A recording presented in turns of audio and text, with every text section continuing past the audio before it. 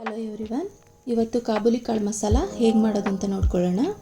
ಕಾಬೂಲಿ ಕಾಳನ್ನ over night ನೆನೆಸಿಟ್ಕೊಂಡಿರಬೇಕು.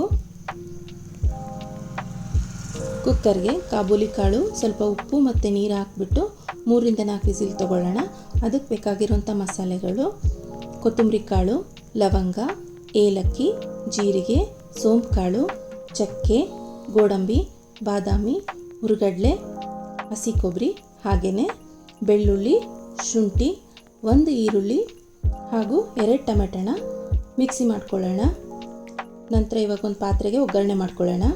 ಸಾಸಿವೆ, ಜೀರಿಗೆ, ಕರಿಬೇವು. ಇವಾಗ ರುಬ್ಬಿರೋಂಥ ಮಸಾಲೆನ ಈ ಒಗ್ಗರಣೆಗೆ ಮಿಕ್ಸ್ ಮಾಡ್ಕೊಳ್ಳೋಣ. ಸ್ವಲ್ಪ ನೀರು ಹಾಕ್ಬಿಟ್ಟು ಇದು ಹಸಿ ವಾಸನೆ ಹೋಗೋವರೆಗೂ ನಾವು ಕುದಿಸ್ಬೇಕು. ಇವಾಗ ಇದಕ್ಕೆ 1 ಸ್ಪೂನ್ ಅರಿಶಿನ,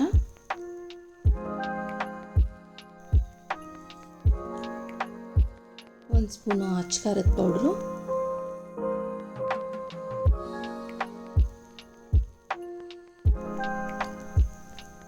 ರುಚಿಗೆ ತಕ್ಕಷ್ಟು ಉಪ್ಪು, ಹಾಗೆ ಸ್ವಲ್ಪ ನೀರು ಹಾಕ್ಬಿಟ್ಟು ಕುದಿಸ್ಕೊಳ್ಳೋಣ. ಇವಾಗ ಇದಕ್ಕೆ ಬೆಂದಿರೋಂಥ ಕಾಬೂಲಿ ಕಾಳನ್ನ ಮಿಕ್ಸ್ ಮಾಡ್ಕೊಳ್ಳೋಣ. ಮಸಾಲೆ ಮತ್ತು ಕಾಬೂಲಿ ಕಾಳು ಚೆನ್ನಾಗಿ ಮಿಕ್ಸ್ ಆಗಬೇಕು. ಸ್ವಲ್ಪ ನೀರು ಹಾಕ್ಬಿಟ್ಟು ಇದನ್ನು ಕುದಿಸ್ಕೊಳ್ಳೋಣ.